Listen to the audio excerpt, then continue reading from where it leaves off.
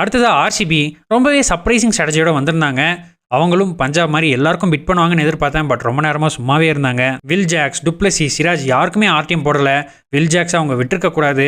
Salt and Livingstone கிடைச்சதுனால Jacks வேணான்னு விட்டுருக்காங்க. பட் ஜாக்ஸ்னால 1 or 2 overs ஆஃப் ஸ்பின் கூட போட முடியும். அதுக்கு தான் ஜேக்கப் பெத்தல் இருக்காரு அப்படின்னு கூட நீங்கள் நிறைய பேர் சொல்லலாம். பட் அவரும் லெஃப்ட் ஆர்ம் ஸ்பின் தான் போடுவார். ஆஃப் ஸ்பின் போடுறதுக்கு இவங்ககிட்ட ஆப்ஷனே கிடையாது. இந்த டைமும் வழக்கம் போல் அவங்க பேட்டிங்கில் பார்த்துட்டு பவுலிங்கில் கொஞ்சம் சொதப்பிட்டாங்களோன்னு தோணுது. ஹேசல்வுட், புவி, எஸ் தயால் அண்ட் ரஷிக் சலாம் 4 பேருமே நல்ல பவுலர்ஸ் தான். ஃபாஸ்ட் பாலிங் அட்டாக் நல்லாவே இருக்குது. புவியை எடுத்தது அவங்க பண்ணதுலேயே ஒரு உருப்படியான விஷயம்.